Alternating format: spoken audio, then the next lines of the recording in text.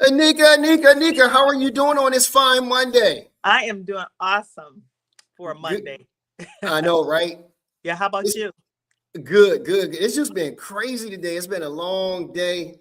Normally my Mondays aren't as crazy as it was today, but today just Okay. was a little bit crazy. So Yeah, that yeah, happened. it happens. It happens. In any event, I am so glad to be with you. We didn't do last week, so I'm glad to be back this week Me too. and Me be too. on. Yeah. You had a good weekend, by the way? I did. I went to a wedding in North Carolina, in Raleigh, North Carolina. So that was really my brother's youngest child. She got married. So it was really nice. I hadn't been into a wedding in a while.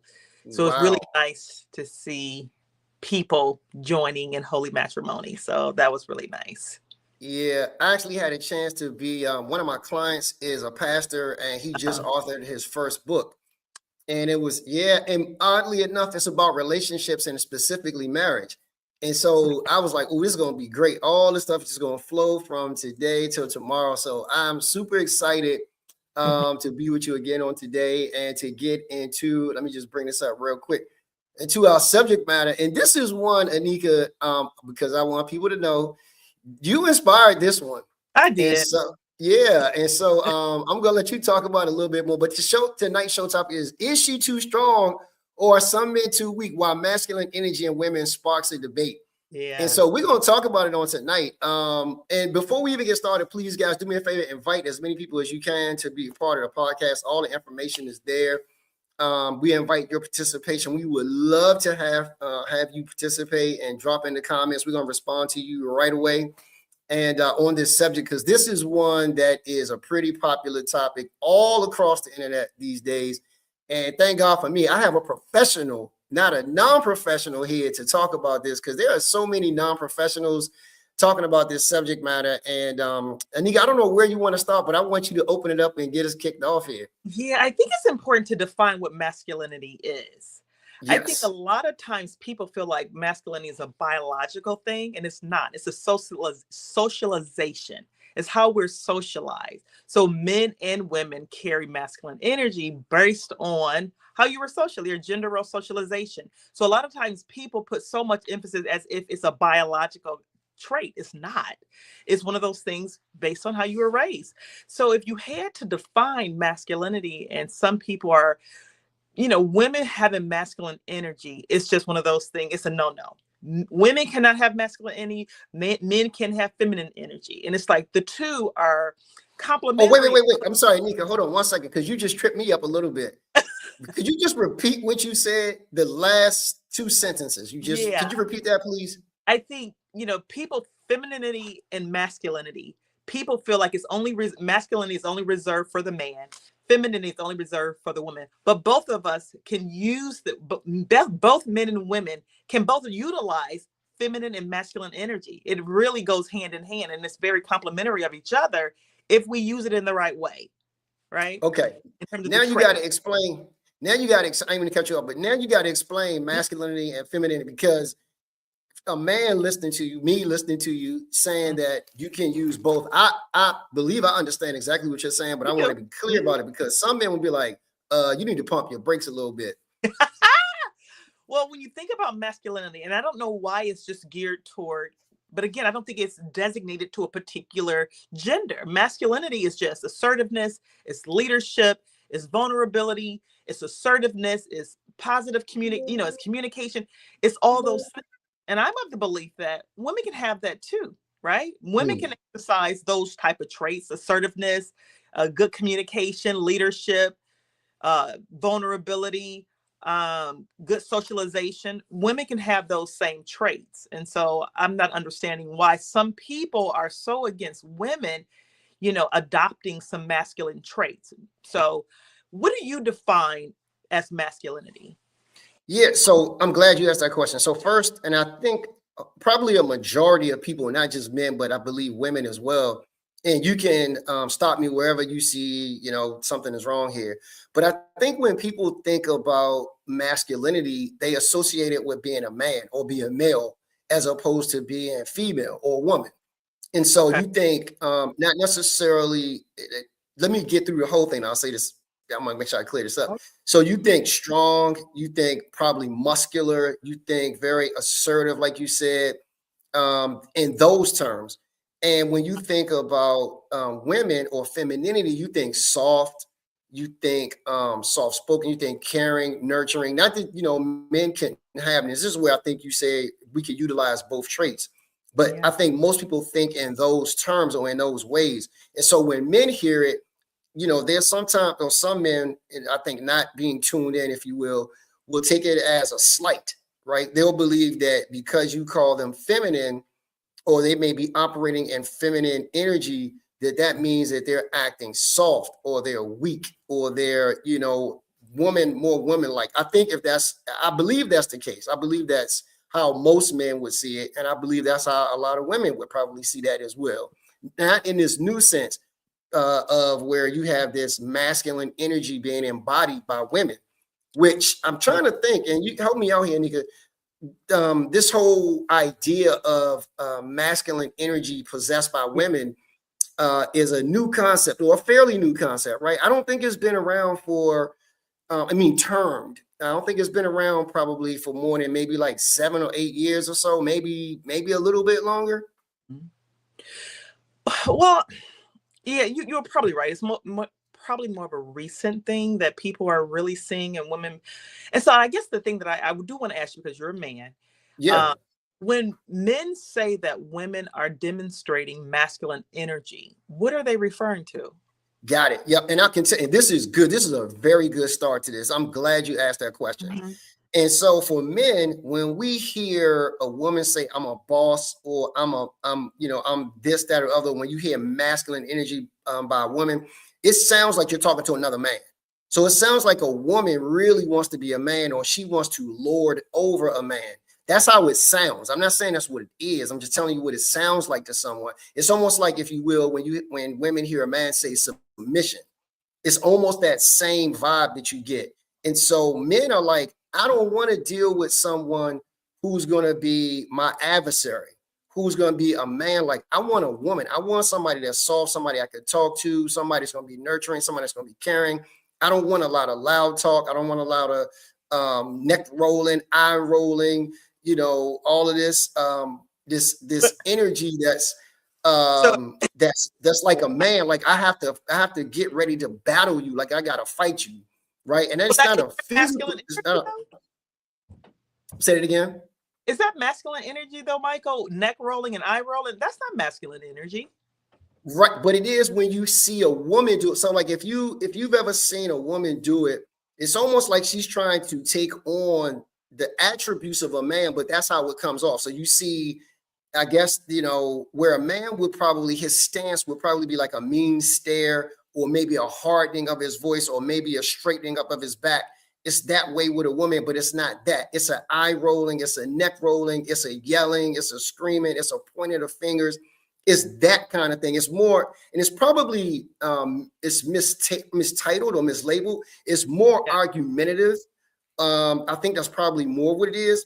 But when you see it in action, that's what it looks like. And for the most part, it only seems to happen in relationships where it's an intimate relationship. It doesn't even seem like that's the case when you're talking about a workspace relationship, because typically in a workplace and workspace, typically you don't see that. Now you do have, and this is something else that goes along with this. And I think, and please don't get me wrong, I don't subscribe to this. I'm just telling you what most men think, or I believe what most men think. Mhm. In the workplace, you see it and hear about it as the angry black woman, right? And I think it's angry woman sometimes, but it's mainly angry black woman, because women become, more assertive, or more, there's more force behind what they're saying or what they're doing. And I believe that's what men don't want. Not at home. In the workplace, that's perfectly fine. But when you come home, you want a wife. You want somebody who's supportive. You want somebody who's listening, who's attentive, who's caring, Mhm. who's soft. That's what most men want. Most men don't want women who possess those argumentative or those battle-like qualities, I believe. But I just don't feel like that's a masculine trait. But I listen, but don't I feel like that's toxic masculinity. So when you think about toxic masculinity, if both men or women, I just feel like women have a bad rap. we Mm. have to just,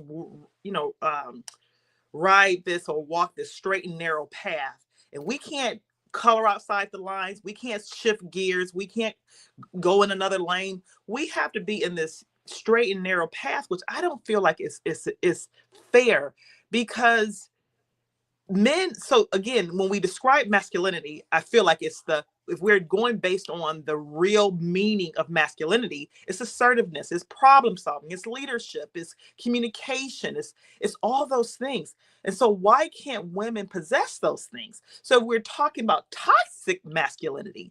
That's something different. And so both men and women can possess that quality. So I feel like to say that women have to have masculine traits, I don't feel like there's anything wrong with it. However, if it's toxic, that's where I find there's a problem, where there is a man or women when we talk about toxic masculinity. You know what? I would 100% agree with you. I think that's probably where we should probably do some redefining or a new definition, or look more at toxic masculinity versus masculinity. Because you're right. I would agree with you 1,000,000% based on the description that you just gave of what toxic masculinity is versus masculinity. Because, and you're right, no one, man or woman, wants somebody who's toxic, whether it be, again, a man or woman. Nobody wants to be yelled at, screamed at, eye rolled, neck rolled. And for a lot of men, that just doesn't work. And I'll just give you an example, right? So I was telling you, I was at this book signing, and this is a form of what we would call masculine, toxicity, or toxic. Right. How did you pronounce? How did you put it? Masculine toxicity. Yeah, toxicity. Yeah, that word is kind of a tongue twister. Okay. No worries. Masculinity. Yeah. Oh, toxic masculinity. Either way, right? So we were there, and so a gentleman had come in. I'm not gonna say any names, but a gentleman had come in with his girlfriend, or his I guess his significant other, right? Right. And the moderator called on them to ask a question, because the man had a question. And this is what he said literally. He said, I got a question for you. He was talking to the author. He said, what do you do when a woman just criticizes you and she just literally kills your spirit? And he said, let me give you an example. He said, I was invited to come to this book signing, and I probably wouldn't have came. I really, I just really did not want to come for the most part, but I did. She told me up front that the colors were black and red. So I was like, all right, cool, I'm going to wear black and red. But he said, as I look around the room, every last one of you are all dressed up. You got on suits, you got on shirts, you're literally all dressed up. I'm the only one not dressed up. As they're walking in, she turns to him and says, why aren't you dressed up? Like, you look crazy. Why aren't you dressed up? Right. And she's yelling at him. Well, I don't want to say she's yelling, but she's demeaning him. Right. And the guy's like, should I leave because I'm not dressed? Or should I leave because I don't like how she's talking to me? Like, she's just talking down to me. Right. Right. You could see in his eyes and his spirit, this dude was crushed. I mean, he was absolutely crushed. And I said to myself, why would she do that if she knew the guy didn't really want to come, but he showed up for her? Yeah. Because he said, I don't want to be here, but I'm showing up for you because you want me to be here. So I'm coming. And so she finally just was like, all right, whatever, let's just go in. So he goes in and he's looking at himself, and now he's feeling insecure because he's like, look at all these people. They're all dressed up. I'm not dressed up. She didn't just bawled me out before we walked in here. Why should I even stay? Right. And I thought in my mind right at that moment, who would want to be in a relationship with somebody like that? That to me displays toxic masculinity, or just toxic behavior to begin with, end with. Right. Exactly. And so masculinity. Exactly. That's just toxic behavior, like you said. Right. And so I'm sorry, let me just do this. I just wanted to paint this picture, because if you could just imagine what I just described, that's how men view when we talk about this masculine energy being displayed by women. That's what men see and envision when you talk about that. Yeah. And that's just not, again, I think we need to go back to defining what masculinity is, because it's not that either. Because we have toxic femininity too, and we can talk about that a little bit. But I just don't feel like in either way, I just don't feel like it needs to be we need to focus in on women when it comes to that. I think there needs to be a shared responsibility when it comes to demonstrating masculinity, because again, it's a socialization thing. It's not a biological thing. It's based on your socialization, like how you grow up and what you've been taught.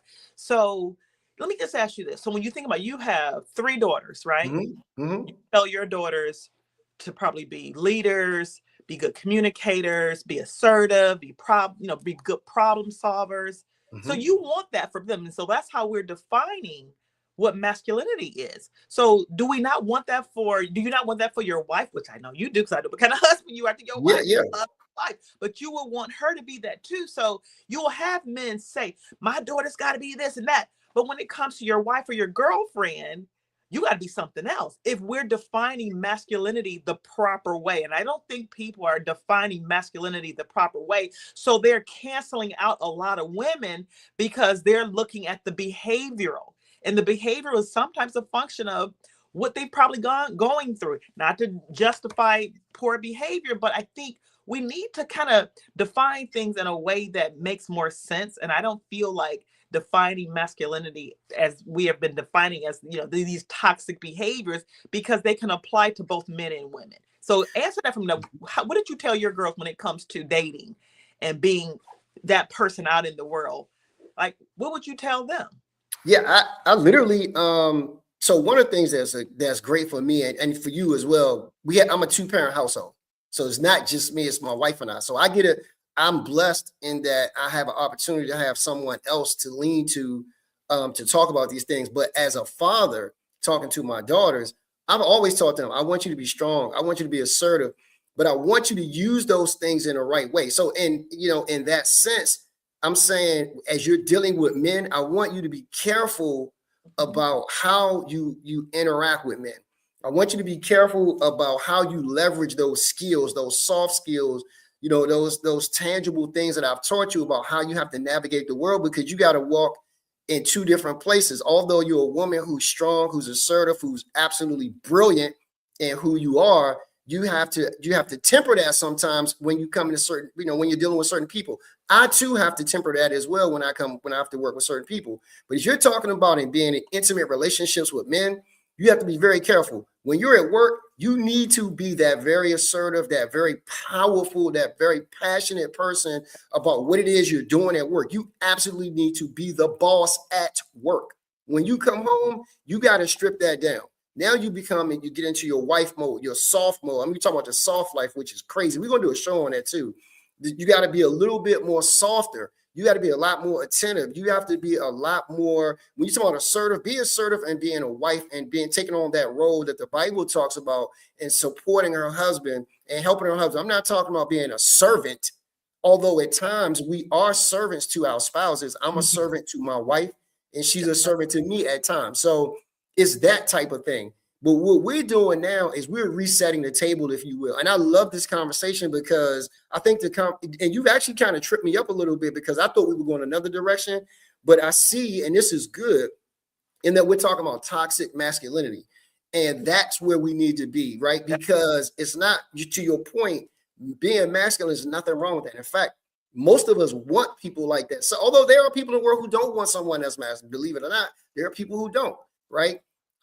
Because they're afraid of people like that. I've met people like that. What does that speak? It speaks to them. It speaks to them. Yeah.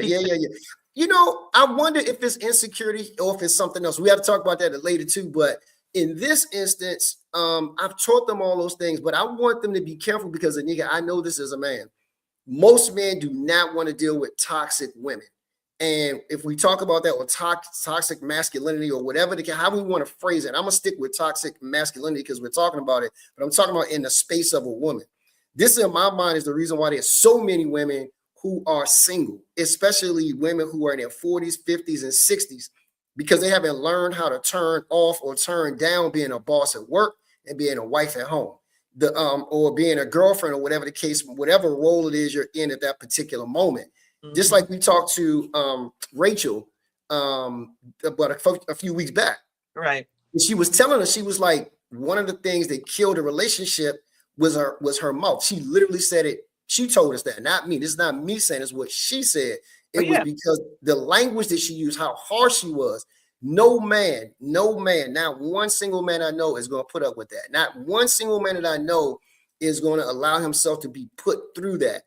And one thing I do know too, and this is something I want to share with women, is that you got to be very, very careful with this. You got to be mindful. So someone like you, Nneka, talking to one of your friends, or a woman talking to you, or you're out here, lady, and you're talking to your friend about it, I hope that they would listen to what you have to say. Like you told Rachel, you was like, Rachel, listen, baby, you gotta tamper that down, because your mouth, you are vicious with that mouth. Now, there are times when that's needed, when you need to be masculine. Absolutely. But right now, you're operating in toxic masculinity. Absolutely. And that doesn't work. And it doesn't. But I know we're talking about women, but I don't want to just kind of beat up on women. And not that we're doing that at all. No, not at all. I just feel like, just the whole masculinity in women, it's just given a bad rap, because I feel like masculinity it's useful in some ways. It really is, like you said, at work it's useful. And so I hear what you're saying in terms of when you go home. I don't necessarily feel like, I don't think you said turn it off. You're just saying kind of tamper it a little bit. But I think on both ends though, like I said, with my husband, with his profession, he could very well be that, very authoritative, drilling me with questions because of the kind of work that he does. And I could very well be the same way too. But I feel like I still want you to have some elements of that. But how do we balance that out where we're not offended, where we're not reading the wrong message? Because I think that's what ends up happening when men say women are toxic and we don't like it, is because, one, I think some people won't take the time to ask why. Why are you bringing this kind of energy? And a lot of times that kind of energy is a function of I've had to bring that kind of energy just based on, and again, I'm not saying it's right, but how many people are asking women, why do you bring that kind of aggression? Why do you feel like you have to bring that kind of aggression? So we are so quick to judge women, but we don't necessarily we don't take the time to understand. Now, I get, if you take the time to ask the person, like, why are you this way? You don't have to be this way. You can relax around me, and you show them, and as a pattern that you can relax and they don't, I can see, let's moving on from that relationship. But some people don't want to even take the time to understand a person, the why to behavior, because all behavior is driven by a need. So when you think about a woman who has toxic masculinity, is driven by a need. And some people just don't want to do the work and ask, like, why? They would rather just discard the person and say, no, I don't want that. But it's just like, it's a reason behind that. It's a reason behind some women who operate in toxic masculinity, as with men as well. Agreed. And so let me just do it real quick. Hey, Dr. Sharon Allison Audie. She says, hi, soft versus assertive. I wonder what she means by that. And then she says, you are not masculine because you are accomplished and driven, right? Hate the term toxic masculinity. So real quick, Dr. Audie, I'm going to do this because I think you may have just tuned in. So you may not have heard what we said as it relates to masculinity, or women who have this masculine energy versus toxic masculinity. So what I want to do, because I want to reset this a little bit, and this is for anyone who's just joining, and please, guys, we want you to chime in. I'm actually almost tempted to bring Dr. Sharon Allison on, just so we can hear from her. She's a doctor in her own right, but could you explain, Nneka, so that everyone who's listening can hear that one more time? What, in terms of what masculinity is? Yeah, masculinity versus toxic masculinity. Well, when earlier we talked about masculinity, it's not a biological thing. It's a socialization thing. It's how people are social, like gender socialization. So it's not a biological thing.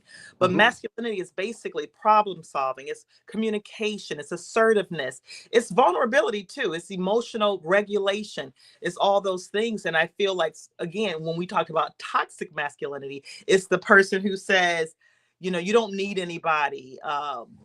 Just in terms of you lord over people, you're aggressive, and you don't necessarily. So that's toxic masculinity. But again, like I was saying earlier, both men and women can adopt those type of traits. And so it has nothing to do with a biological things, because it has all to do with a socialization type of thing. So, yeah. Yep. So I hope that helps, Dr. Sharon. Dr. Sharon, if you're still there, please, I would love to hear more from you in reference to what you just heard as Nneka explained it. So one of the reasons, Nneka, I really wanted to talk about this is because as a man who has 3 daughters, Mm-hmm. and I'm concerned about the outlook, the dating pool, and how men and women date and how they consider dating. I want to make sure that women have a great understanding of how men think. Sometimes I think, and you and I have talked about this, women don't often pay attention to how men think. They just believe what they believe because they may have learned something from a woman. I'm saying take it from a man. So when I tell you this is how men think, don't say, well, no, that's not how men think. I'm a man. I talk to men all the time. I do this for a living. I work with men for a living. So I know how men think. If you said, Mike, that's not how women think, I'd have to take a second thought and say, you know what, you're probably right. So tell me how women think, because you're the expert in that area. I'm not. So for this conversation and just in general, I want women to have a better outcome if their goal is to date somebody with the intention of marrying them. And I'm just trying to give you some pointers. I'm trying to give you some inside thoughts, because again, I see this, and I have 2 daughters who aren't married yet, and they both want to be married. They look like they could be on their way, but I want women to have the best outcome. So this was important to me because I know that my daughters can be a lot like me because I've trained them that way, because I've wanted them to have, like you said, and how you define it. I agree with this, by the way, that I wanted them to have or display masculine traits, in the sense that I want them to be assertive. I want them to be strong. I want them to be one of the smartest people in the room, the most intelligent, the most brilliant people in the room. Those qualities don't belong to a man. Those belong to the best qualified person. That's what I want for my daughters. However, I understand that in possessing those things, because I know how I am, possessing those things, it could sometimes come off wrong. Sometimes if you're raising your voice, it's not you're raising your voice because you're yelling at someone. You're raising your voice because you're passionate about something. That could be misinterpreted in a woman as toxic masculinity. And I want women to be, paying attention to this, because I see it a lot. Like, I'll see women who, some people will say the woman just went off. I don't necessarily, in my mind, I don't think she just went off unless there's like a lot of profanity or something else. But when I hear a woman get passionate like I do, I'm like, oh, she's just passionate about whatever this subject matter is she's discussing. It's not that she's an angry Black woman or this, that, or the other. She's just passionate. A man could be passionate and he could do the same thing. I know this for a fact because I am that way. I know when I'm talking about certain things, my wife is saying, Mike, you got to tone it down. It's like, why I got to tone it down? Right. And she's like, because somebody could interpret that as you yelling at them. And I'm like, oh, I never realized that. I'm just passionate. And the more and more I talk about the thing, I'll go deeper and deeper to the subject matter. I become a lot, my voice elevates, and it might sound that way to them. So I'm just saying, as a woman, be careful. And as a man as well, of course. But we're talking about women tonight. We're not bashing women. This is to help women understand. If you're trying to get in that dating pool and you want to attract the largest group of men possible, we got to work on these things. And some women don't care to work on them. I get it. But if you are someone who wants to be in that dating pool and be successful, and you want to head towards marriage, I'm telling you, no man is going to want to come home and be yelled at or be lorded over, or just talk to any kind of way. They're just not going to put up with that. Not most men. I get that, but like you said, that is definitely toxic masculinity, and I think it goes both ways. Absolutely. Again, that's why I said you're right. You're 100% right. That's why I said, for the purposes of discussion tonight, we're mainly talking about women, and I'm not saying this can't go both ways, because it always go both ways, right? Yeah. It's never a either or. It's always a both and. This could apply to. So it can always apply. Yeah. I don't want people to think that this is always a both and discussion. Like I said, I have 3 women. 3 daughters who are grown women. I have a dog who is a girl. My wife is a woman. I have mostly women around me. I work with you all the time. So I 100% get this. I would never bash women because it's not in me to do.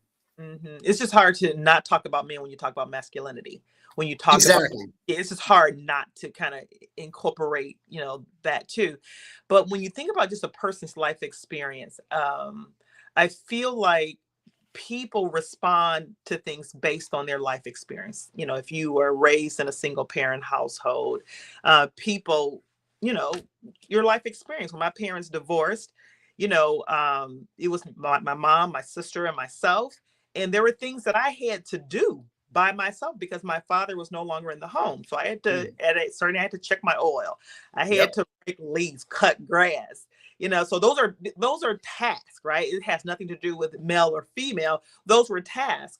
And so when I became married, just shifting adjusting to the fact that, man, I have, my husband is in the house and, we split the responsibilities. Whereas when I was in the home, because my parents divorced, me, my mom and my sister, we had to split those responsibilities. And so based on that experience, it was a hard adjustment to live in the household. I shouldn't say it was hard because it wasn't hard. It was an adjustment because I'd never lived with a man before to that degree. Yes, my father was there, but I think my parents divorced when I was in the 5th grade.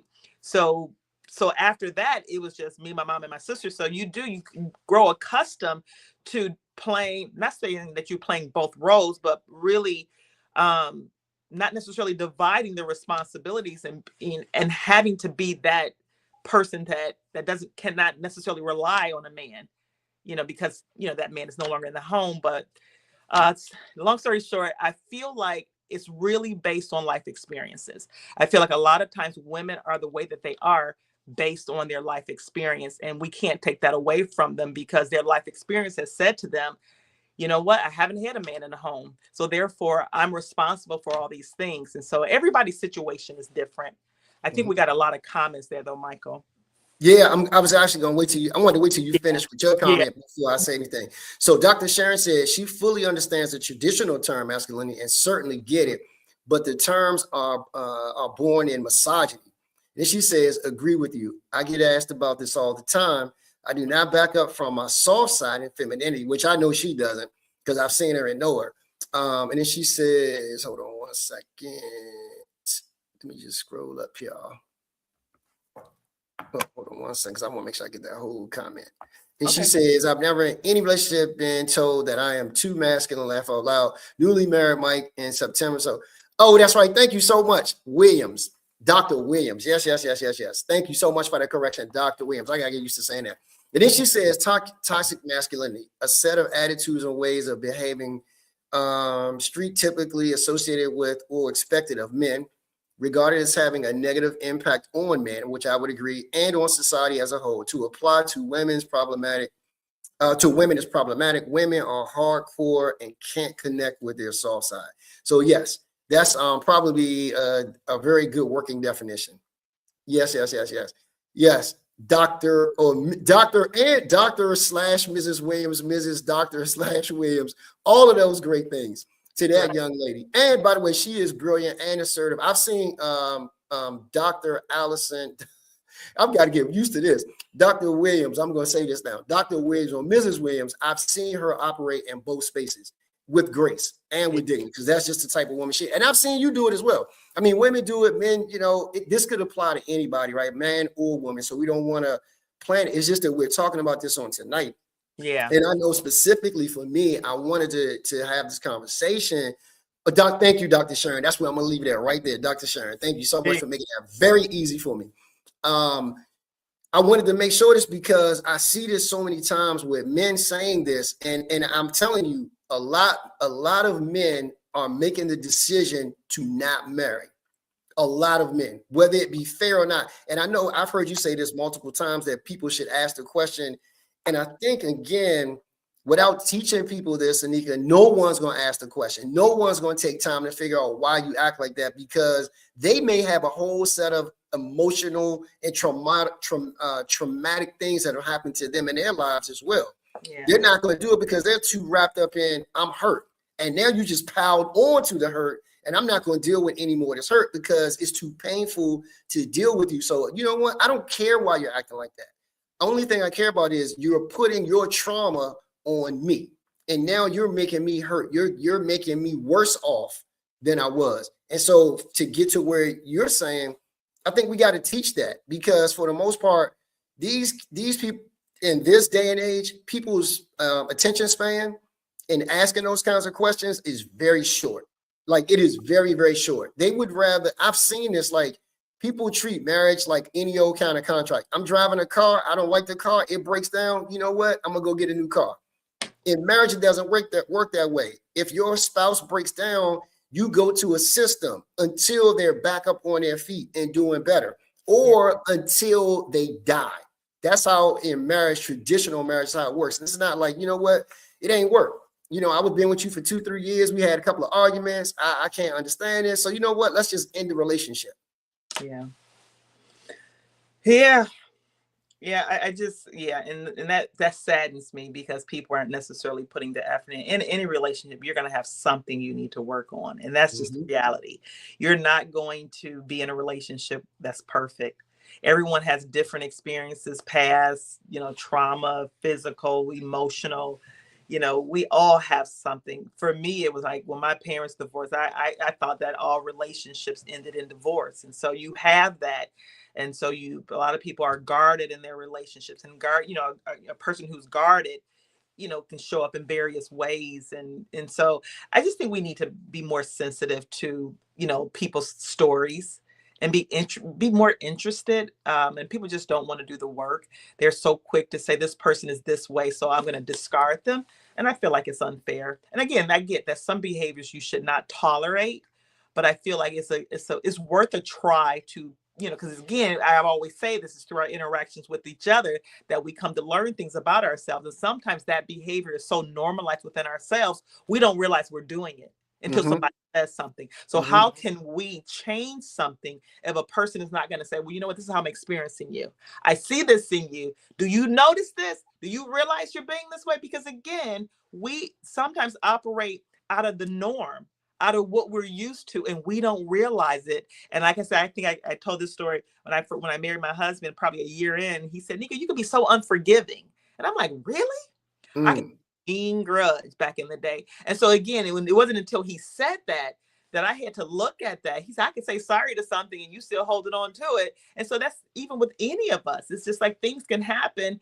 And if nobody pulls us aside and loves us enough and say, hey, this is how I'm experiencing you, there's no opportunity for growth. So sometimes I feel like people are just so selfish. It's just like, if you're in a relationship with people, it don't even have to be a romantic relationship. It can be you experiencing something. You should say, you should call it out in a way that they can receive it. I 100% agree with you. I'm going to respond to that one second, but let me just throw this out here because Dr. Sharon said this. She said, problem is men want to call out women for being hard, but they don't step up. If you allow them to be fully woman, then you be fully man and have my back. Let women lay my armor down, mutually allow soft side and define our roles. And then she says, great conversation. Thank you. We'll repost. Dr. Sharon, thank you so much. Yeah, thank you. So to your point, I think it is, I agree with you 100%. It is allowing someone to tell you, I noticed this, and this is how I experience you. And I think this is really where the core or the crux of the matter is being able to say to someone, I'm experiencing you like this, and I don't know if you know it or not, but you are nasty.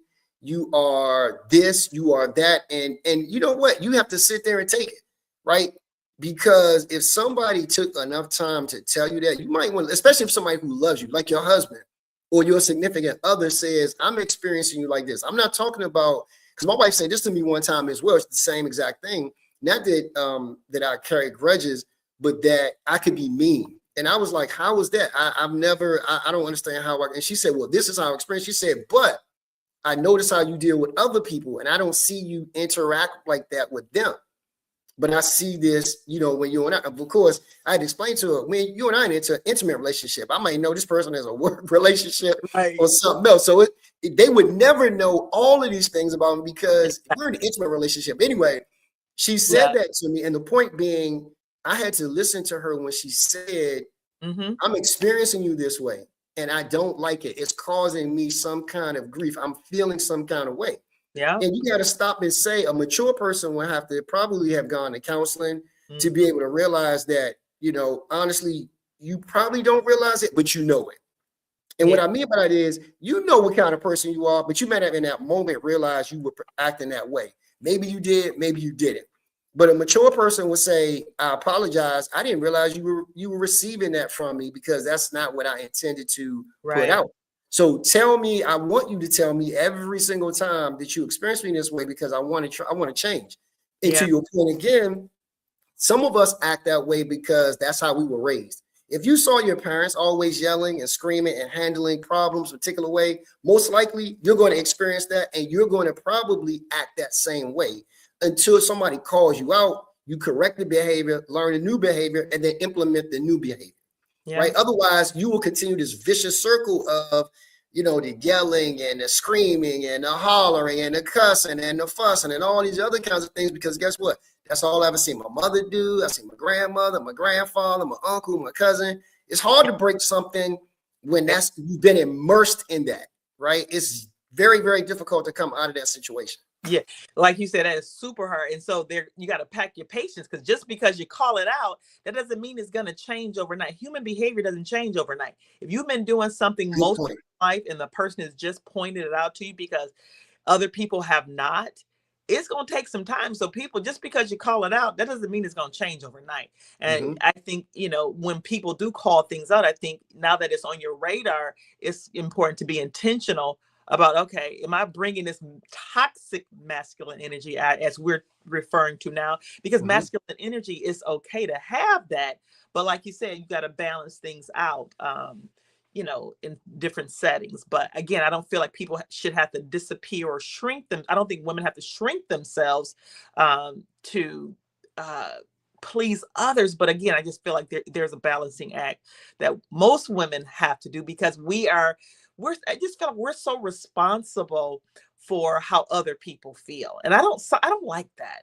I feel like people need to be responsible for themselves, especially if we're showing up with the greatest intention.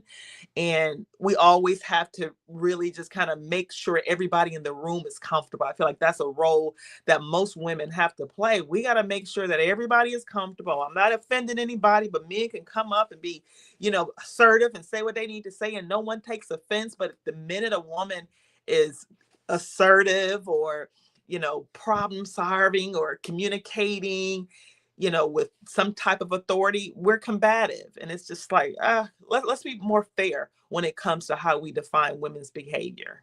Yeah. And what's interesting, I feel like as I was listening to you and I was thinking about Dr. Sharon's comments, when I can hear my wife in my head, I understand why, I believe partly why that is the case. And this is not fair to you or any other woman, but this is just what it is, right? When you watch social media and you don't see a good representation or representative for women, and you see this toxic masculinity over and over and over and again, you're indoctrinated. So you believe, or you begin to believe, that's how women behave, right? Like that's how women behave. And so for a lot of men, and I'm not saying this is fair because it isn't, because it's a small population, believe it or not, of women who influence a lot of what happens and how people think. And this is men as well, but I don't think people realize this. Like, I understand, my wife said this to me and my kids early on as I began to get into social media. They was like, we need you to pay attention to what you say and what you do. Think about what you're going to say and do on TV, on a podcast, on the radio, whatever, in the street, whatever it is. Think about what you're doing. Not that you didn't before, but whatever you do now is magnified times 1,000, right? It's no longer you're this private citizen walking around. Now you're a public figure. And so you got to be careful. And so I say that because when you look at the Real Housewives and Basketball Wives, right? For example, these franchises who have made probably billions of dollars by now, women have taken a hit because of this. Because when you see them on television, you see this chaos everywhere. You see masculine toxicity or toxic masculine behavior all over the place. It just runs rampant. I'm talking about from the time the show starts to the time the show ends. It's very rare that you will see any positive thing happening on these shows. It is very, very rare. In fact, the shows exist because television producers know people love drama. Yeah. Right. And so I'm saying also to say they may not realize, or maybe they do because there's a big bag attached to what's happening there. But the impacts, the social impacts that it's had on women has not been good. And it's not been fair, by the way, because they are a small population, but they represent the masses. Yeah, they do. They do. I would agree. So you can see how, a lot of men, right, who are watching this, they're saying, oh, I don't want to have nothing to do with that. And I'm not saying this is fair because I don't believe it's fair. I want people to realize this and know it. But I sit on the side of social media, so I understand it's entertainment. Most people don't realize this. You and I have had this conversation many times. We have. It's entertainment, but people can't divorce, separate, or partition entertainment from what's real or reality. And it's an oxymoron because the show is called reality TV, when in fact it's not. It's right? not. It's the exact opposite. And so we just got to be careful of that because we're painting this broad brush and a stroke, and it's not making women look good because you got a few. And you know what's funny or interesting, Nneka? Most of these women are not even that way. And that's the problem with some of this. It's like, you're not even that way.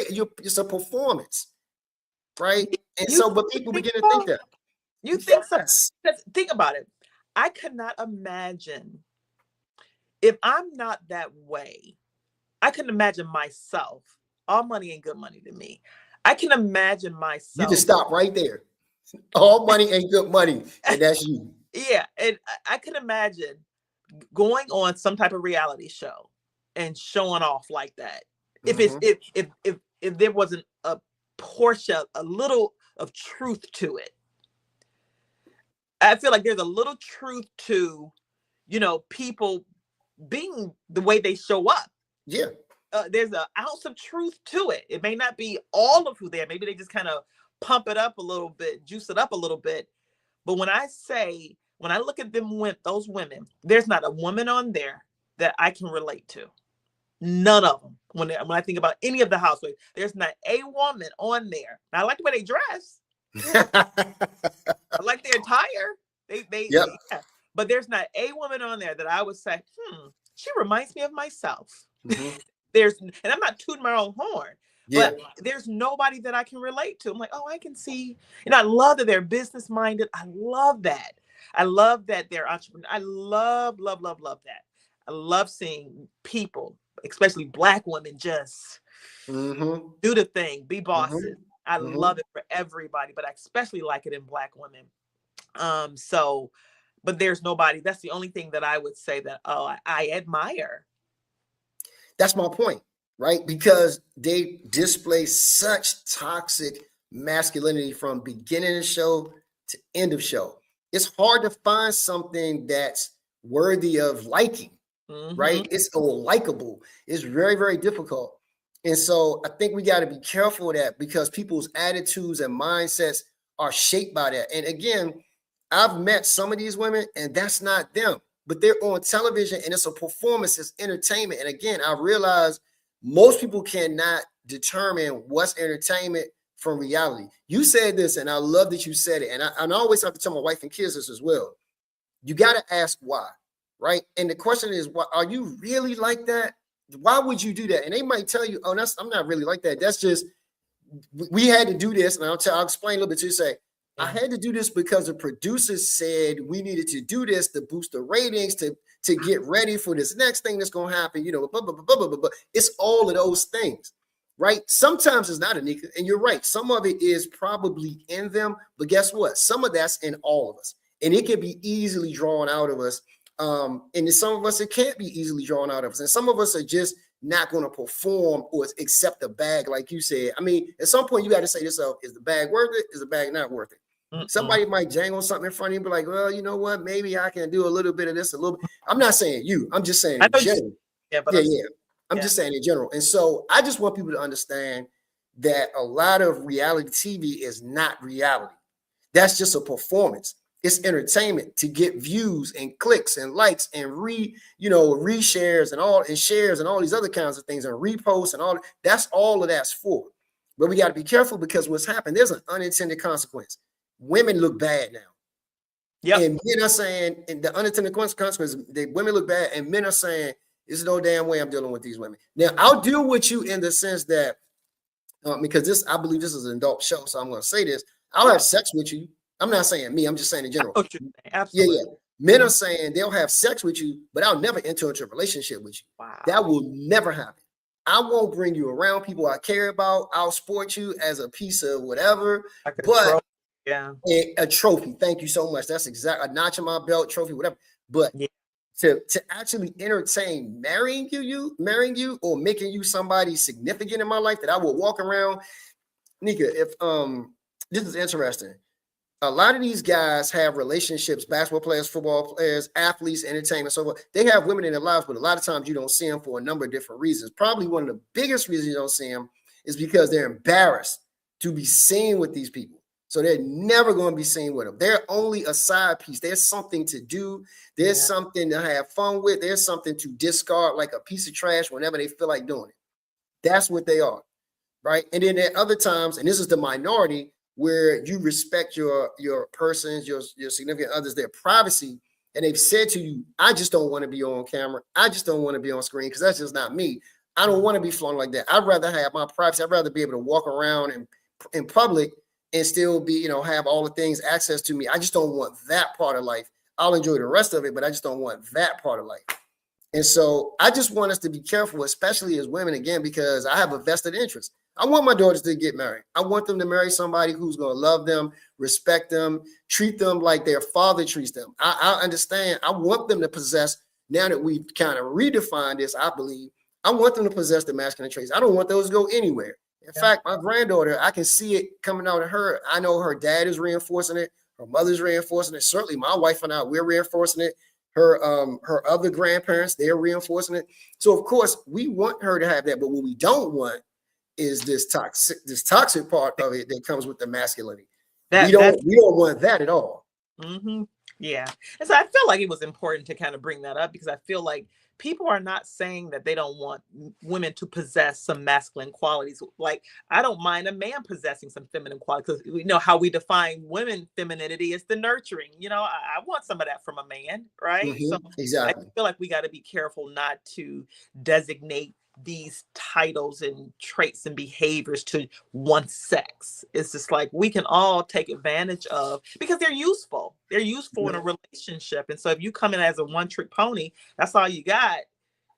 You can't stimulate me. If that's all you have, if Fred can't hug me in my neck and tell me he loved me and be vulnerable, and he's just leading and problem solving and being assertive, that's all he had, that wouldn't do it for me. And so I hope that a man would want some versatility too in his woman. You don't want the toxic stuff. You just want the stuff, right? But again, if you have a man that says, I don't want even just the basic masculinity, I want that. I don't want you adopting any healthy masculinity either. If a man were to say that, what does that really speak to? I don't want you to be a problem solver. I don't want you to be assertive. I don't want you to have leadership skills. If a man says that to a woman, and now that, like you said, we're kind of, giving that the variation of the two. If a man were to say that, like, who would say that to a woman? I don't want you to possess those qualities. That's just for me. Well, I'm gonna be honest with you. There are men that say that. I know some. There are definitely men who say that. But and this is where you said how? No, I said wow. Oh wow, oh yeah. Yeah. We gotta be like, we have to be very, very realistic. There are certain people that exist of all shades, brands, varieties, whatever the case is, right? So you do have men like that. They don't want women to be thinkers. That's not what you're there for. You're there for one reason and one reason only, to satisfy them. Wait a minute. Let me say this real quick. Remember what James used to say on Good Time, the kitchen in the bedroom, Florida? That's it. In the bedroom. That's it. That's it. That's it. That's it. That's it. And so there are a lot of men who feel like that's all a woman is good for. I don't need you to think, I can think. I don't need you to do, I can do. But here's the tricky part about this, Nneka, and this is why I don't knock a man for feeling like that or thinking like that. And I'm gonna tell you why. Because I understand there are some women who like that program. They're like, remember you and I talked about it. We got to have another program about this, right? Another podcast about these transactional relationships. Because they exist a lot more than you probably realize or may think. Okay. Where the transaction is, I'm gonna pay you and we're gonna play. I'm gonna give you my money, you're gonna give me your sex. That's what we're gonna do. And there are a lot of people, and I don't knock anyone for that, because if that's how you think or feel, that's just on you. That's what you do. For me in my house, we don't roll like that, right? But there are a lot of women who are like, I will do whatever for whatever. And this, to your point, you got to ask yourself, why would a woman agree to something like that? You and I have talked about this, and we didn't get a chance to talk about it tonight. Maybe we can talk about it a little bit, where there's something called a monetary trauma. The monetary trauma is growing up viciously poor, where you had nothing. You didn't have two beans to rub together. And now you experience not necessarily wealth, but what looks like wealth to you. So you've gotten far more than you had when you were growing up. And once you get a taste of that, you're like, I don't ever want to be poor again. And that sits at the back of your head and it sits at the front of your head. And all day long, you're thinking about, I'll never be poor again. So what do I have to do to never, ever be poor again? This is for man or woman. What do I have to do to never be poor again? And that's that trauma that nobody's ever, when you said this to me, I was like, oh my God, this makes so much sense. And I'll say this about myself. I didn't grow up poor, but my family didn't have a whole lot, right? And I remember thinking, I always wanted new shoes because I never really had shoes I wanted, or shoes that my parents could probably afford early on in life, right? So if you go in my closet now, nigga, I might have 200 pairs of shoes. And I understand this from just growing up. Now, can I afford whatever shoes I want now? Yeah, absolutely. I mean, I make shoes for a living, right? So I can afford 200 pair of shoes. Like, oh, wow. 200 pairs of shoes, right? And so, wow. And I have a lot of stuff. And I understood, what it was is growing up, I never had the shoes I want. So, it can become excessive. Now, excessive, and we got to be careful because excessive for some people and excessive for other people is different. Yeah. I mean, I got that many pairs of shoes, I can afford them. And plus I'm in business. So right. I don't typically wear a lot of the same shoes a lot of times because I'm on TV, I'm doing these appearances. I don't wear the same clothes a lot of times because, all this appearance stuff, Even before that, though, I still had a lot of stuff just because I liked having different things.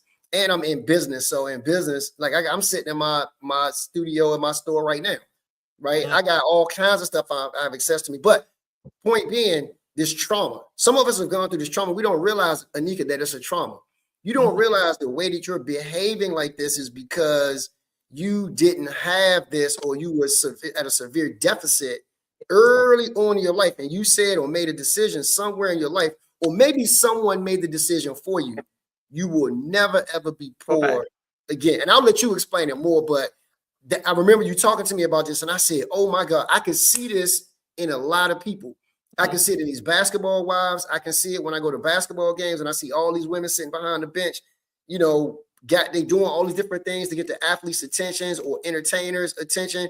Nneka, you've been around this, so you've seen what women do to get our attention, right? Yeah. And so just all these different things. But I would love for you to explain that whole trauma series that we talked about. Well, financial scarcity, like you said, trauma, financial scarcity. It's just like you said, Michael. You explained it well. Like you said, growing up. Let's say a person was at the brink of homelessness, growing up, they didn't have much, lights shut off, throwing evictions and things like that. And then you get to a place where you are, where you have the means as you become an adult. And I deal with clients who they like to see their bank accounts, this dealing with financial scarcity, let's say you have $500,000 in the bank. You do not want to see it go $499.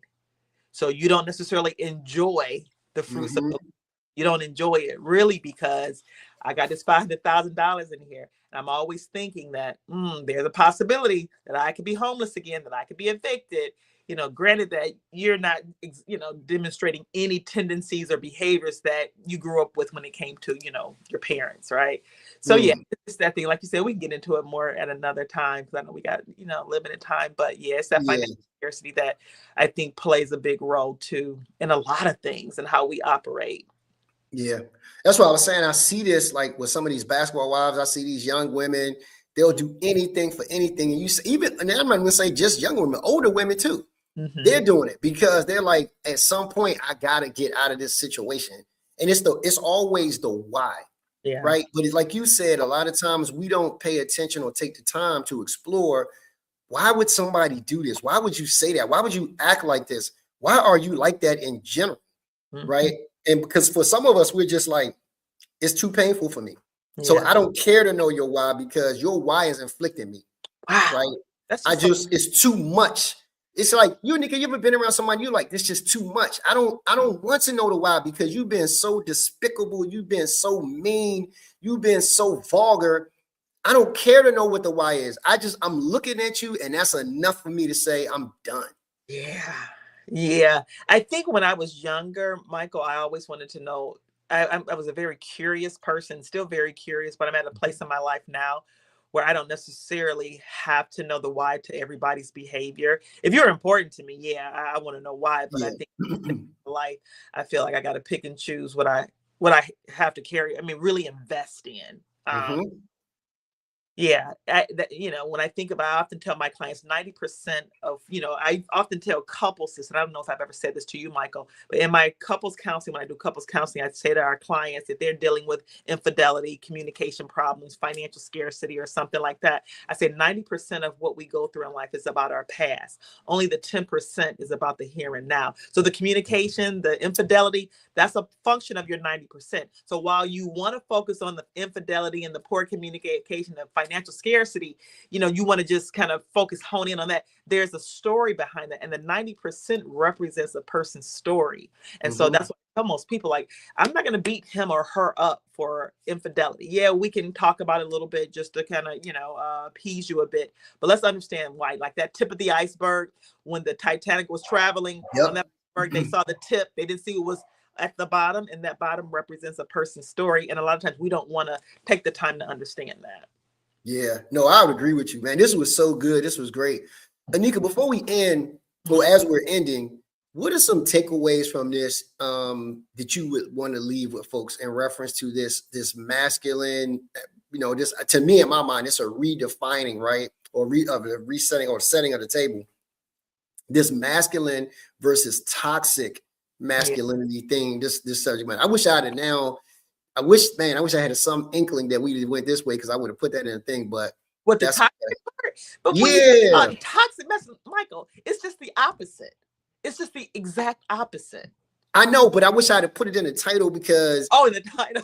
Yeah. Because because we talked about the masculine versus toxic masculinity, and that's really honestly, as you started going into it, I'm like, man, I'm glad we went this direction because it was very helpful for me too. Every time we talk I always learn some new term or something else that you introduced me to. So this was good because now I will actually change my vocabulary to say when I'm referencing, especially this behavior, that it's a masculine if it's masculine toxicity, whatever it is, I'll frame it as that, as opposed to being masculine behavior. Yeah, but that's what most people just say, though, Michael. They just kind of leave it at masculine behavior. I know, but that's not right. That's a misnomer, right? Wouldn't you say? Would you say that again? I said that's a misnomer. It is. To say, to say that, to put it that way. Yeah. So I think I think it's just. I'm sorry if I threw that curveball. I just no, that's a great curveball because it helped me because I'm gonna use it. Like even we talked about dating differently, the mask. So all these different things I'm being introduced to, which is freaking fantastic because as I'm talking to people, I'm saying, hey, I had this conversation with my daughter. I was saying, look, and I will say this to anybody that's watching this. Some of us had to really start thinking about dating differently.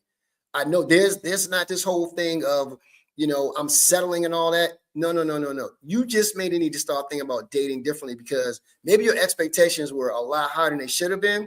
Maybe you hadn't considered all these other factors that now you need to consider. And so you just may want to entertain dating different. And when you put it that way, when I talk to people now, especially women, this is how I come at them.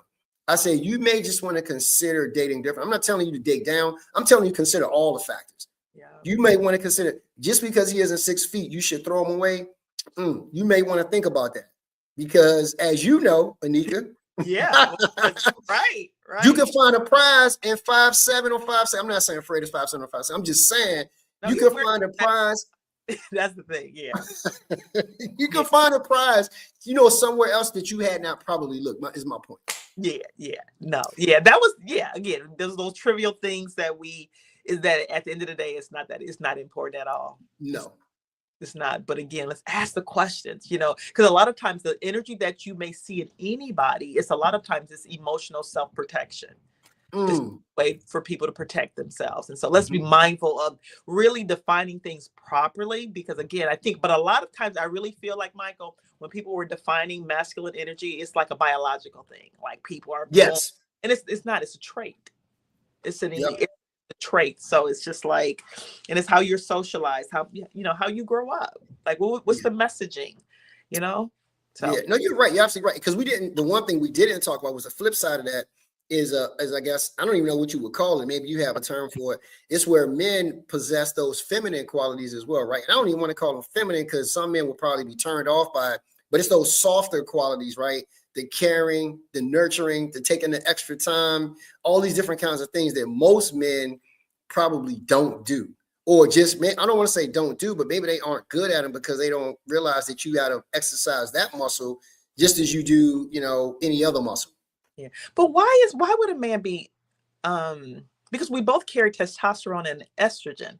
So why would a man be offended by saying he holds some feminine quality? I think we got to normalize that, because it is being possessed in both men and women. And that can, be on the side of toxic, because, oh, we can't say that. We can't say men have feminine qualities. And it's just like, oh, you do.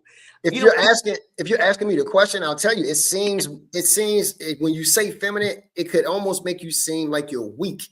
And I'm not saying that's the case, but I'm just trying to tell you how men sometimes think. Like if you call a man feminine, I don't think most men would take that in a kind way. Most men would take that exactly. Most men would take that in a negative way. Really? Okay. Absolutely. Think about it. If you tonight, do me a favor, call Fred feminine and see what he says. No, in that way, no, I wouldn't. Like I can be taught. I have a male best friend. Well, no, he's not my best friend. Fred's my best friend. But a lot of times when I'm talking to him, he's a man. Yeah. But I'll say, girl. And most men ain't going. Yeah, most men won't. Most men correct you on it. Listen. The reason why I say that, because he's easy to talk to. He's a heterosexual. Like, I think I've almost said that to you one time. I go, because you're easy to, when a woman says, girl, it's just like, ooh. And he's never offended. He said, Nneka, I know I'm easy to talk to. And he's a straight man. He's a heterosexual man. But it has nothing to do with the sex. It has the fact that you provide a space that's easy to talk to you. And when a woman says that, that's the highest compliment, because of that alone. That's it. That's it. You're teaching. This is what I mean. Like a lot of times, no man that I know would take that in a positive way. They may not say to you they were offended by that, or it was offensive. Maybe not offended, but offensive. That would sit with them, probably be like, is she calling you soft? It could sit with a man. Yeah. Okay. Yeah. It could. I mean, it's just because most men aren't talked to that way, right? We aren't. When you talking to a man, for the most part, if you say girl, he'll be like, I mean, you looking down the room, you're like, well, like where is she at? Right. But I've almost said that to you, though, Michael. But I hate it. I'm like, he made. But again, it's because. But see, I understand now. I would understand if you said that now. I wouldn't even think nothing of it. I'd be like, oh, I know she just in her zone. She talking. I wouldn't think much of it. Yeah, and that's and I've heard so many women say that to men. It's because you're easy to talk to. That's all that it is. See, you're teaching again. You're teaching. That's literally. I had no idea that was the highest form of flattery. It is one of them. Hey Tara, by the way, we had Tara jump on. But yeah, I didn't know that. But so again, saying that to a man, though, it's like, girl, that could be offensive, and a man would sit with most men, be like, she called me a girl. But if you're hold on a second, what did I do to display this? And when you said this, and this is why it's important, right, that we start to really break these words down, because words have great meaning. Yeah. All of us have some form of femininity in us. Doesn't make you a woman. It's just a characteristic. Not that, but we associate feminine with women, masculine with men, right? And so you get, because again, feminine, female or female, feminine, man or male, masculine. So we associate those with those things, not necessarily that, oh, you mean to tell me one could be both? Oh, I could be feminine and masculine, or I could possess masculine and feminine traits. Trait. It's not a movement. Right. You know, Exactly. it's a trait. It's a Yeah. trait. That's all it is. And I Yeah. would want the person in my life to possess both, which I love that my husband possessed both those qualities. Yeah. You gotta have those. I mean, because so think about it. When you think about, and I think it's changed a lot now, but a lot of men back in the 40s and 50s, they didn't cry. You would cry, you were a girl, you was feminine, you did it. Think about, yes, Like you were weak. Yeah, weak. But now we're in 2026 and a man cry. You're encouraged to cry. Can you imagine a man who was I guess you exported a man from 2026 and shipped them to 1950 or 1940. You walking around here telling something, yeah, I'm feminine. I can, let me tell you something. Hey, Nneka, his lifespan might be cut short. But the thing is not, you're not acting feminine. I think I would like to say I love men that can possess some feminine and masculine traits. I don't want just a I don't want that. Again, that's how we're describing it. But again, healthy masculinity, healthy femininity. And we can talk about unhealthy femininity too one day. I would really like to talk to you about that. People say, I'd be like this. Okay, go ahead. Let me hear that. Yeah, we can talk about that, but let's plan for it. Actually, why don't we just why don't we just do it next week? Because it'll be just building on this. Because I would love to learn from you what that actually looks like. Because I understand from the male side of this, but from a woman's side, I think I've seen it and I've heard it, but I would love for you to talk about what that looks, because I have a ton of questions now that you said that. Yeah, there's some unhealthy feminine qualities that women have. Yeah. Before we get off, I want to get to these other comments. Kenneth, hey, what's going on, Kenneth? Thank you so much, man, for joining us. He says females disrespect those feminine traits in men. Okay. And then Walt Anderson says, I don't agree with a woman calling me a girl in a conversation. Call me by my name or ma'am. Michael, he said, I'm pandering on this point. Tell the truth, bro. Wow. Listen, Walt, I'm not pandering on any point. I just understand. See, I'm going to take a minute here. Let me do this real quick. Tar, thank you so much. Tar says a man that's empathetic. I think a man has to be empathetic. Walt, I'm not pandering in any kind of way. I understand who I am. Right? I am who I am. So for me personally, I just said this, I wouldn't want a woman to call me girl, but I understand now that Nneka just explained this to me.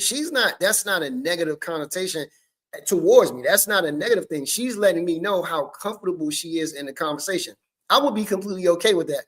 If a woman I didn't know, Nneka, called me a girl, I would have to stop and think. And I would question this, like, why, excuse me, ma'am, I'm not sure who you're calling girl. Like, we're talking here. This is you and I. Who you speaking to? But it's corrected right away. Oh, 100%. When I say 100%. That, it's corrected right. I don't keep girl. Yeah. I don't keep saying that. It's a slip of the tongue. It's not a girl, my girlfriend. It's not that at all for the gentleman that said. It's not that at all. It's a slip of the tongue, and then it's correct. I apologize. Oh, I'm sorry. For every man that I have said that to, I said, oh, I'm sorry. And then I proceed on. I don't keep saying that. So let me just clear that up, because I feel like I needed to clear that up. I don't stay there.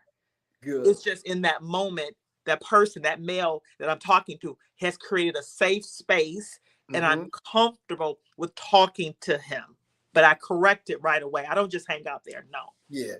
And again, I wouldn't be upset with you if you said that to me, because I understand now what you meant. But if it's someone I don't know and they said that, I would have, and I don't know if this is what Walt means. I don't know if he realizes, and let me just say this, Nneka and I have a relationship, so it's not like, whatever. So I want to make sure that that's known. But for somebody I didn't know to say that to me, I would, Nneka, if a woman said that, I would be like, what? Who are you talking to, right? You don't see anything. There's nothing in me or about me that would say girl.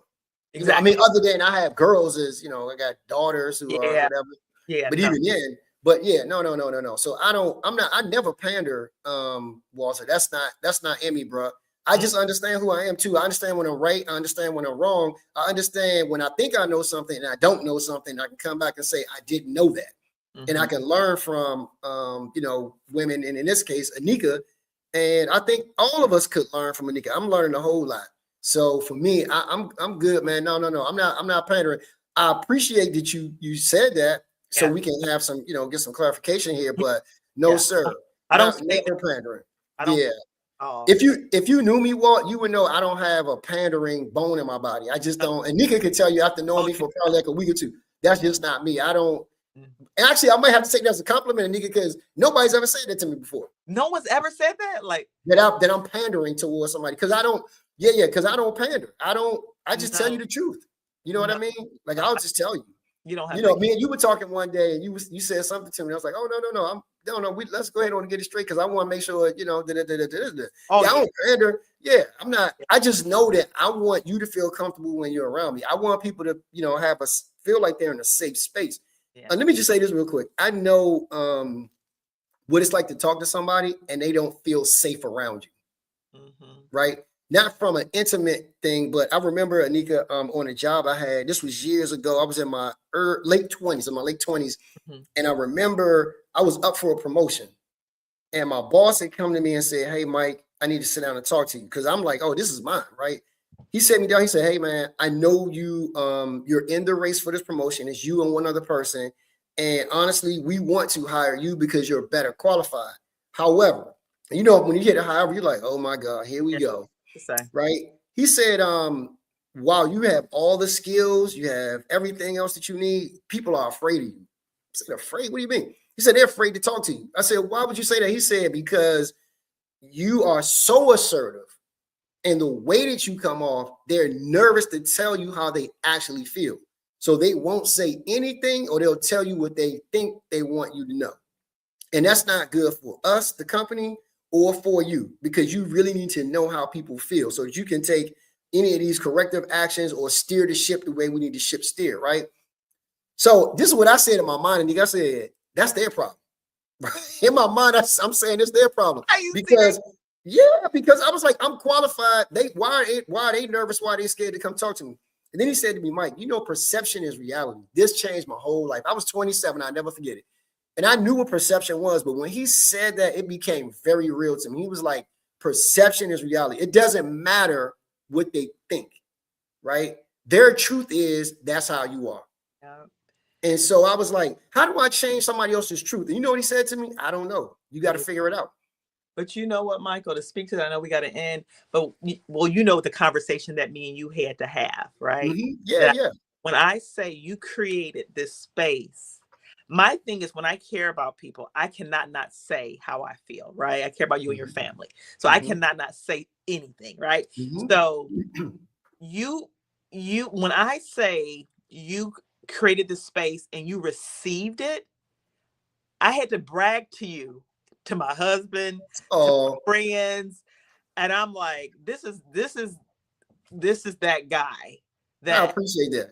But it's the truth. When I say I was blown away how you created this space, because as you being the host and me being the co-host, we have some hard conversations sometimes, right? Yeah. We have to. You may have to have one with me. And the way you created that space was not defensive. I mean, just make the adjustment, done. Yeah. Because I want you to win, right? I want to make sure, how can I do this with you and you don't feel comfortable as we're doing it? I'm trying to figure out every single kind of way. If you don't feel comfortable somewhere, you got to let me know so that I know, so that now I make you comfortable. And the same thing applies with me, right? Like that goes, both ways. But I just knew in that instant, you was like, hey, this, that, and the other. And I said, oh yeah, we got to fix this. Like, and it's not a hard fix. This is an easy fix. It's like a 1, 2, 3, get it done right. Like, we can get this done right now. Yeah, and I didn't come to you like, I didn't come to you like that either, though. So it's and you know what? That's good. That's good. I'm glad you said that, because, man, you know what? That is so good, Nneka. Because I could have so good. Like, yes. That's that masculinity that toxic masculinity that men think of when, because if you'd have came to me like that, I would have probably reciprocated like that. Yeah. And that's what I think too. That's another good point, right? Like, the way you approach somebody is probably how they're going to reciprocate. Yeah. And that's how you gotta be careful. But I never want you to feel like you're in a bad space. But let me finish telling you the story. So he said, and we get out of here. He said, you got 6 months to get this fixed. And I'm saying to myself, And I did say this to him. I said, why are you putting this on me? He said, Michael, I'm not putting it on you. He said, what I'm doing is, if you want to be in leadership, this is what leadership is. Yeah. I'm like, man, God. Then I started thinking, and I was like, I don't want to do this anymore, because now I feel like I got to pander to somebody. So I went home, I was talking to my wife about it, and she was like, Michael, you don't got to pander to anybody. She's like, maybe it's just the delivery. Maybe you need to fix your delivery. And I was like, what do you mean? And she was like, I'm telling you, I know I listen to your conversations, and sometimes the delivery is horrible, but the message is right on point. So fix the delivery. So I worked on a delivery, and it ate me up. I'm not going to lie to you, because I felt like I was pandering, but I wasn't. What I was doing was actually correcting something that had always been wrong that I didn't realize was wrong. So after about, I think it was like 3 months later, they called me in the office. And they made it seem real extreme. It was like, hey, we got to talk to you. Stop what you're doing. Come in the office right now. I'm like, oh my God, I'm about to get fired. These people get ready to fire me, right? And I'm like, man, I did everything. And when we get in the office of Nneka, I promise you, I'm like, what's going on? They was like, we need to talk to you about, the last 3 months. I'm like, man, I did everything y'all asked me to do. I've been busting my ass. They's like, we don't want to hear all that. I'm like, oh my God, here we go. There's like, we only got one thing to tell you, and you're going to have to take care of this today. I was like, what is that? He's like, you're promoted. Got promoted. Wow. They was like, you turned that thing around. We saw every day you was putting in work, but not just that you put the work in, but the people came back and said you put the work in. And so now we can trust you in this role with being a leader and leading people, because that's a part of leadership as well. It's not pandering, it's fixing something that was wrong. I never knew it was wrong. I never knew that existed. And so, they brought that to me, and I take that with me to today. So when I train people, I do the same thing. I used to have this saying at my job when I had a bunch of people that was working for me, that you correct, chastise in private, praise in public. Right? Yeah. Because I've seen so many other people do it the wrong way. And you could never, that whole leadership piece is just out the window. You can't lead people doing that. You just can't. So I said all to say, no, I'm not a panderer. I just understand I'm a lot more clever. I'm a lot more wiser than I was. And so I understand if something is wrong, to your point, we talked about this earlier, you brought it to my attention, how you saw that, or you saw me in that situation. And I was like, oh, well, no problem. Let's just fix that, because obviously I'm not that way. I think you know that, but I want to make sure you know that. So let me do everything I can to make you feel like, and not just feel like that, that that's the case going forward. And we got some, that was a great conversation, because we got a lot of good stuff out of it going forward. We did. That's the only way we're going to be successful at this, right? We got to be able to talk to each other. That's it. I got to bring you back to this real quick. Okay. I need you to leave us with, because I got a bunch of nuggets, so I don't want to, I got a whole, I always learn something from, so I got a bunch of nuggets.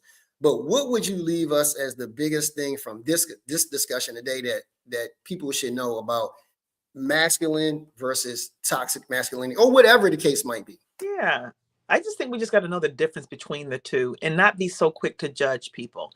And if you see, women or men demonstrated, in this case, we're talking about women demonstrating toxic masculinity, they may not be aware that they're doing that. And some may be aware, but are we taking the time to kind of pull people aside, like you said, in private, saying, look, this is how I'm experiencing. You may not be aware of this, but if you see things in people and that, they have other good qualities, because sometimes we so hone in on that negative quality and there's so many other good qualities. We want to just discard people. Ask the question, like, do you realize this is how you showing up? Ask the question. Let's define masculinity as not as a biological thing, but it's a trait. It's a personality. It's what your life experience is, based on your life experience. And so let's not be so quick to judge. Yep. Well, listen, thank you so much, Nneka. This has been great. Just want to let you guys know, thank you for tuning in. We need you. If you have not subscribed to the channel yet, please do subscribe to the channel. We highly, highly, highly encourage that. But today's show was brought to you, and always will be brought to you, as one of the sponsors, JL Michaels Custom Clothes, which I am here right now. We are custom clothes, so we do things for men and women, head to toe, whether it be coats, suits, shirts, ties, shoes, whatever the case is. MS Consulting, styling, all those things we do, all that. Please check us out, www.jlmichaels.com. I'll slow that down a little bit, www.jlmichaels.com. We can get you taken care of. Weddings, proms, whatever, you got it. Nneka, yes, it was great being on with you. Likewise. Thank you so much to everyone who participated. Thank you so much. We appreciate you.